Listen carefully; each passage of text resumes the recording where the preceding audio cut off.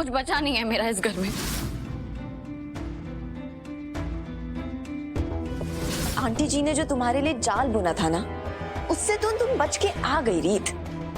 लेकिन कम से कम एक चीज की मुझे बहुत अच्छे से तसल्ली है कि तुम और राघव एक दूसरे के लिए हमेशा हमेशा के लिए मर चुके हो, और उसके साथ मरी है तुम्हारी शादी और तुम्हारा रिश्ता। बस यही तो चाहिए था, मुझे यही चाहिए था। जैसी राघव का गुस्सा शांत होगा ना, हम हमेशा के लिए एक दूसरे के हो जाएंगे। ये जो फोटोज में झूठ है ना, ये हमेशा हमेशा के लिए सच हो जाएगा राघव। कीर्ति, कीर्ति। जी माँ। ये सब क्या है? तो आपको पता ही चल गया। क्या पता ही चल गया? ये सब तू और राघव कब हुआ ये सब? हो गया था एक रात। बेशरम, शर्म नहीं आ रही है ये सब बोलते हुए? सीधे सीधे बता, ये फोटो तेरे पास कहाँ से आई? ये फोटो तूने ही ली है ना? हाँ, तूने कहा था कि तू राघव को पाने के लिए किसी भी हद तक जा सकती है। तू हद तक नहीं गई है, तूने हद को भी पार कर दिया है। तूने इन फोटो का इस्तेमाल राघव और रीत को अलग करने के लिए किया। तेरी इन्हीं हरकतों की वजह से रीत अपना घर छोड़ के चली गई। तुझे क्या गया है? तुझे समझ में क्यों नहीं आ रही है चीजें? मुझे जिस बात का डर था ना, तूने वही बात कर दी है। अब ध्रुव से तेरी शादी किस मुंह से होगी? बता, क्या राघव तुझे अपनाएगा? अरे राघव के मन में तेरे लिए नफरत 10 गुना और बढ़ गई होगी, क्योंकि तूने उसकी रीत को चोट पहुंचाई है। तूने अपने ही हाथों अपनी जिंदगी को बर्बाद किया है। कितनी तू ही है। अगर ये बात तेरे भाई को पता चल गई तो? ये ना इमोशनल रोना धोना मेरे सामने मत करिए। ये जिंदगी मेरी है, ना आपकी और ना ही विक्रांत भैया की। तो इसको कैसे जीनी है मैं खुद देख लूंगी। और हाँ, मुझे ना तो आपकी नसीहत की जरूरत है और ना ही आपके इन थप्पड़ों की।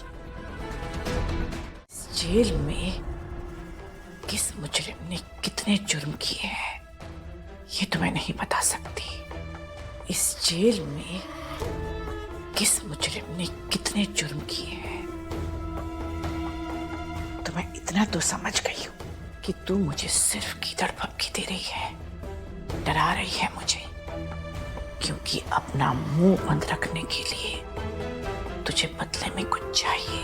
चल एक सौदा करते हैं। अगर तूने मुझे यहाँ से निकलने में मदद की तो मैं तुझे भी अपने साथ ले जाऊंगी और इतने पैसे दूंगी कि सारी जिंदगी तुझे काम करने की जरूरत नहीं पड़ेगी। तेरे पास सिर्फ आधा सेकंड है। तू मेरा साथ देगी या मेरे खिलाफ जाएगी? सोच क्या रही है? तू अच्छी तरह से जानती है कि यहाँ अपने साथी कैदी की चुगली करने पर बाकी कैदी कितनी कठोर सजा देते हैं। तेरे पास दूसरा औजार है क्या सुरंग खोदने के लिए?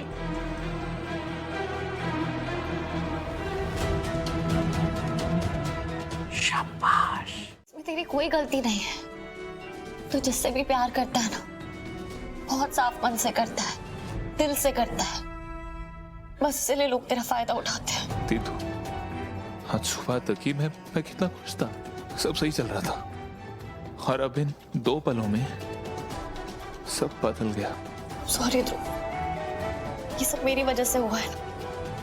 मुझे इस तरह तुझे सब कुछ नहीं बताना चाहिए था। मैंने ये सब करके तेरा दिल तोड़ा है ना, तुझे बहुत तकलीफ पहुंचाई है ना, पर मैं तुझसे छुपा के तुझे अंधेरे में नहीं रखना चाहती थी। मुझे नहीं पता था कि राघव मुझसे इतना बड़ा झूठ बोलेंगे। जब उन्होंने मुझे उनके और कीर्ति के बारे में बताया तो मैंने उनकी बातों पे भरोसा कर लिया, पर मैंने कभी नहीं सोचा था कि वो अपनी बात छुपाने के लिए इस हद तक भी जा सकते हैं। सच में अब ऐसा लग रहा है कि सोचने समझने की शक्ति खत्म हो गई है मेरे अंदर। दीदू, I'm sorry। लेकिन ध्रुव, अब तो चिंता मत कर, मैं तेरी जिंदगी खराब नहीं होने दूंगी। मैं खुद कौशल्या आंटी को फोन करूंगी, उन्हें सब कुछ बताऊंगी और ये शादी तोड़ दूंगी। तुझे कीर्ति से शादी करने की कोई जरूरत नहीं है। नहीं दीदू, ये शादी होगी और मैं करूंगा कीर्ति से शादी। ध्रुव, तू क्या कह रहा है? तू कीर्ति से शादी क्यों करेगा अब? हाँ दीदू, मैं मिला था कीर्ति से, उसने बताया कि वो मुझसे बहुत प्यार करती है।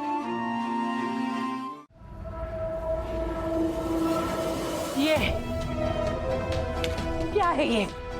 तुम्हें शर्म नहीं आती?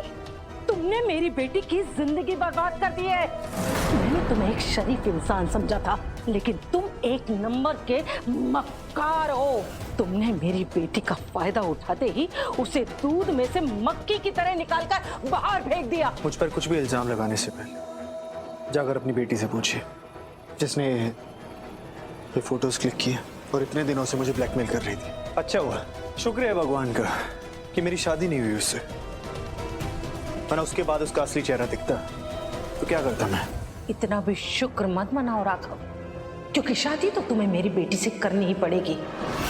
ये जो बेशर्मी तुमने दिखाई है ना उसके साथ, इसके बाद तो ध्रुव भी उससे शादी नहीं करेगा और मैं अपनी बेटी की जिंदगी बर्बाद नहीं होने दूंगी। मैं आपकी बहुत रिस्पेक्ट करता हूँ आंटी। इससे पहले मैं कुछ भला बुरा कहने के लिए मजबूर हो जाऊँ,